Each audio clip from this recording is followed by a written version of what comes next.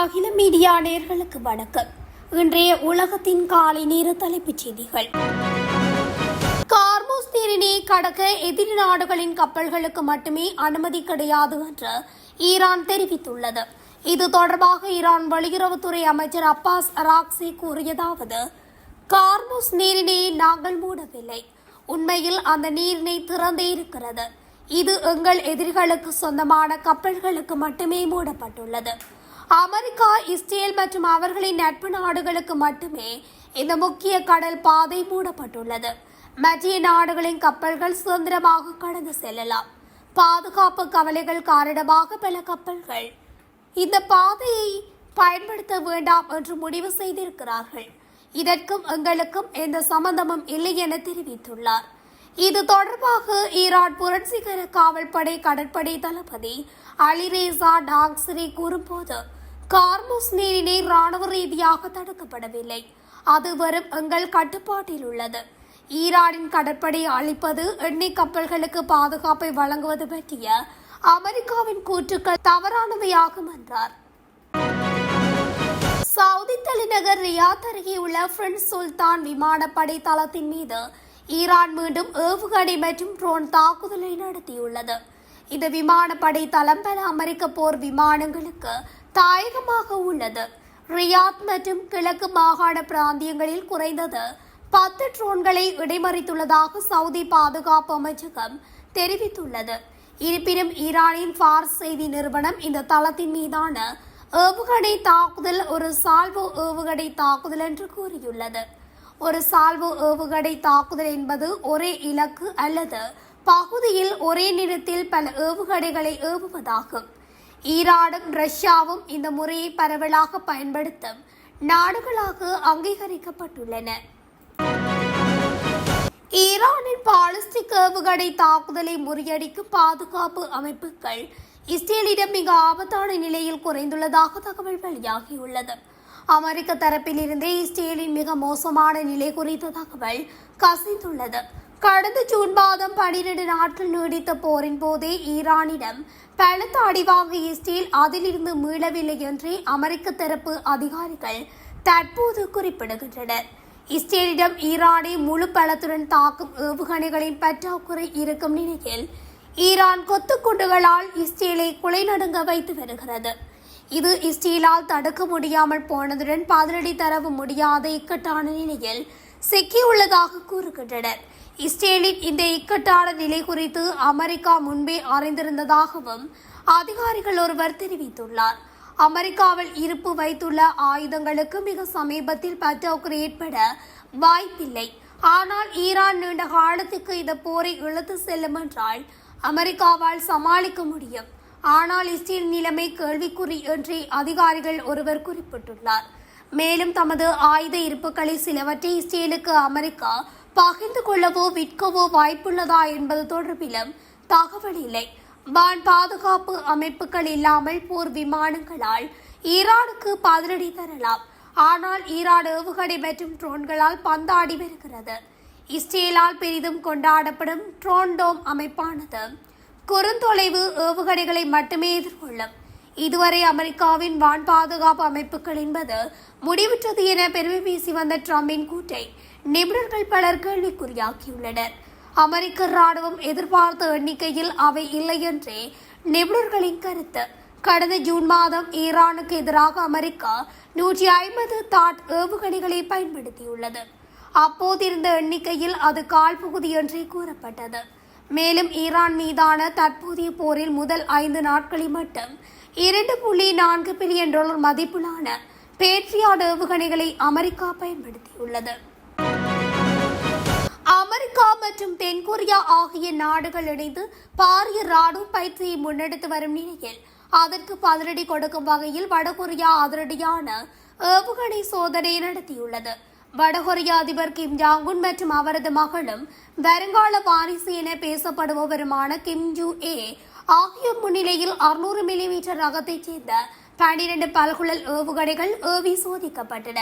பியாங் Yang நகருக்கு அருகிலிருந்து மதியம் 1:20 மணியளவில் ஏவப்பட்ட இந்த ஏவுகணைகள் சுமார் 350 கிலோமீட்டர் தூரம் பயணித்து கடலில் உள்ள இலக்குகளை துல்லியமாக தாக்கின. இந்த சோதனையின் போது பேசிய கிம் ஜாங் உன் எதிரிகளின் நிலைகள் நமது 420 கிலோமீட்டர் தாக்குதல் எல்லைக்குள் இருப்பதை அவர்கள் உணர வேண்டும். தந்திரபாய அணுவாயுதங்களின் அழிவு சக்தி அவர்களுக்கு புரிய வைப்பதே இந்த பயிற்சியின் நோக்கம் என எச்சரிக்கை விடுத்துள்ளார்.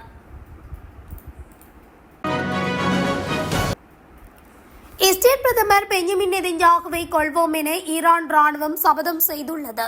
ஈரானின் அரை அதிகாரப்பூர்வ மெஹர் செய்தி நிறுவனம் IRGC இஸ்லாமிய புரட்சிகர காவல்படை அவரை தொடர்ந்து துரத்தி சென்று கொள்ளும் என்று தெரிவித்துள்ளது.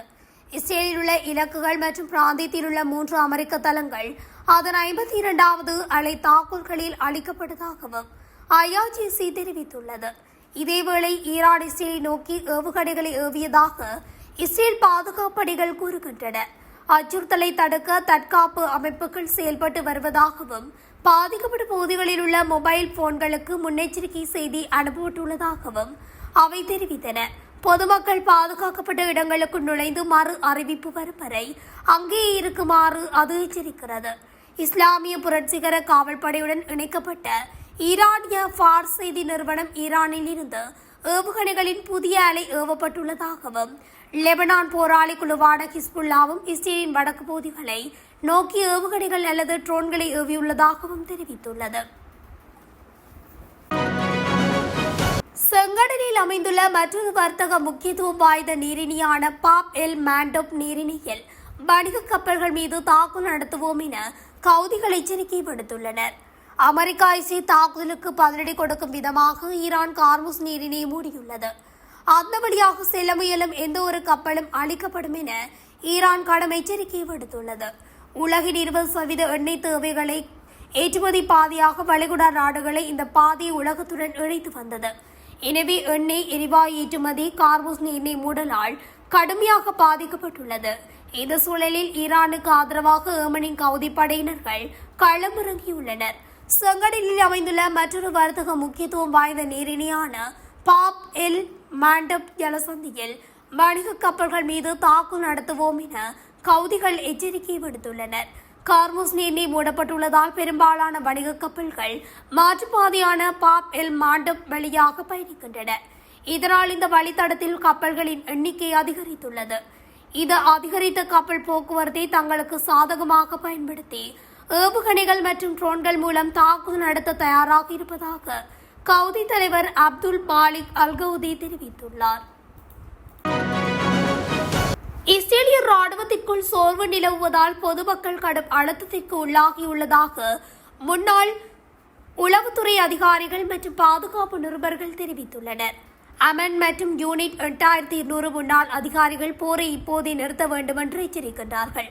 ஈரானின் புதிய தலைவர் முஜ்தபா கமேனி நிர்வாக அனுபவம் குறைவானவர், குடும்ப சொத்துக்களை மட்டுமே கவனித்தவர், அமெரிக்க மற்றும் இஸ்ரேலை ஒரே நேரத்தில் எதிர்ப்பது கடினம் என உணர்ந்திருக்க வாய்ப்பிருப்பினும் பழைய மரபுகளுக்கு கட்டுப்படாதவர் என்பதால் அபாயகரமான தலைவராக மாறும் அபாயம் உள்ளது.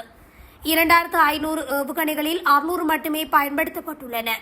இதன் நோக்கம் இஸ்ரேலை ராணுவ ரீதியாக வீழ்த்தாமல் உளவியல் சோர்வில் ஆழ்த்தல், தினமும் சில ஏவுகணைகளை தொடர்ந்து ஏவி பகலில் பதுங்குகுழிகளுக்கு ஓட வைக்கவும் இரவில் தூங்க விடாமல் செய்வதும் இதில் அடங்கும். ஈரான் மேலும் ஆபத்தான நாடாக மாறலாம்.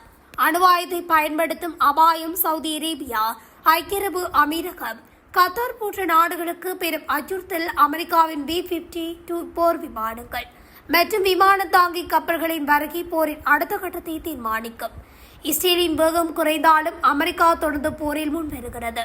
பழிவாங்கும் உணர்வு கொண்ட புதிய தலைவர் முஜ்தபாவை தலைவராக்கியதுதான் தற்போதைய போரின் முக்கிய சவால் என வாதிகள் கூறுகின்றனர். அமெரிக்கா, இஸ்ரேல் நாடுகள் இணைந்து ஈரான் மீது தாக்குதல் நடத்தி வருகின்ற நிலையில் ஈரானும் பதில் தாக்குதல் நடத்தி வருவதோடு எண்ணெய் கப்பல் போக்குவரத்து இடம்பெறும் வழித்தடமான கார்முஸ் நீரிணையும் மூடியுள்ளது. இதனால் மசகு எண்ணெய், எரிவாயு விநியோகம் உள்ளிட்டவற்றில் உலகளாவிய ரீதியில் பெரும் பாதிப்பு ஏற்பட்டுள்ளது. இதற்கிடையில் கார்முஸ் நீரிணை வழியான கப்பல் போக்குவரத்தை தடுக்கக்கூடாது என்று அமெரிக்காவும் எச்சரிக்கை விடுத்துள்ளது. இந்நிலையில் கார்முஸ் நீரிணையை நாங்கள் மூடவில்லை, அது திறந்தே இருக்கின்றது, எங்கள் எதிரிகளுக்கு சொந்தமான கப்பல்களுக்கு மட்டுமே மூடப்பட்டுள்ளது என்று ஈரான் தெரிவித்துள்ளது. அமெரிக்க ராணுவத்தின் 2 உத்தியோகபூர்வ விமானங்கள் தமது வான்பரப்பிற்கு மேலாக பரப்பலுக்கு விடுத்த கோரிக்கையை சுவிட்சர்லாந்து நிராகரித்துள்ளதாக வெளிநாட்டு ஊடகங்கள் செய்தி வெளியிட்டுள்ளன. சுவிட்சர்லாந்து நாட்டின் நடுநிலைமை தொடர்பான சட்டங்களை மேற்கோள் காட்டி இந்த அமைதி மறுப்பு மேற்கொள்ளப்பட்டுள்ளது. 2 விமானங்களுக்கு சுவிட்சர்லாந்து தனது வான்பரப்பை திறக்காத அதேவேளை மேலும் 3 விமானங்களுக்கு வான்பரப்பை பயன்படுத்துவதற்கான அனுமதியை வழங்க அந்நாட்டு அரசு தீர்மானித்துள்ளது. இதுகுறித்து சுவிட்சர்லாந்து அரசு விடுத்துள்ள அறிக்கையில் பராமரிப்பு விமானங்கள் மற்றும் போக்குவரத்து விமானங்களுக்கு மாத்திரம் தமது அனுமதி வழங்கப்பட்டுள்ளதாக தெரிவிக்கப்பட்டுள்ளது. மத்திய கிழக்கில் பதற்றம் அதிகரிக்கும் நிலையில் ஈரான் ராணுவம் ஐக்கிய அரபு ராச்சியத்தில் உள்ள முக்கிய துறைமுக பகுதிகள் மற்றும் அமெரிக்க தொடர்புடைய இடங்களை நியாயமான இலக்குகள் என அறிவித்துள்ளது. இந்நிலையில் குறித்த பகுதியில் உள்ள மக்கள் உடனடியாக வெளியேறுமாறு எச்சரிக்கை விடுக்கப்பட்டுள்ளது. குறிப்பாக துபாயின் ஜெபல் அலி துறைமுகம், அபுதாபியின் காலிபா துறைமுகம் மற்றும் புஜைரா துறைமுகம் ஆகியவற்றை ஈரான் இலக்குகளாக கருதுகின்றன. ஈரான் எச்சரிக்கை அமெரிக்கா மேற்கொண்ட ராணுவ தாக்குதல்கள் காரணமாக எச்சரிக்கை வெளிவந்தது என கூறப்படுகிறது. இந்த தாக்குதல்கள் ஈரானின் முக்கிய இடங்களை பாதித்ததாக ஐஆர்ஜிசி வாதிடுகிறது. எனினும் தாக்குதல் இடம்பெற்றால் உலகளாவிய எண்ணெய் விநியோகத்தில் பாதிப்புகள் மற்றும் விமான போக்குவரத்து தடைகள் ஏற்பட வாய்ப்புள்ளது. இத்துடன் அகில மீடியாவின் இன்றைய உலகத்தின் காலை நேர தலைப்புச் செய்திகள் நிறைவடைகின்றன. தொடர்ச்சியாக செய்திகளை அறிந்து கொள்ள அகில மீடியா ஊடகத்துடன் இணைந்திருங்கள். நன்றி, வணக்கம்.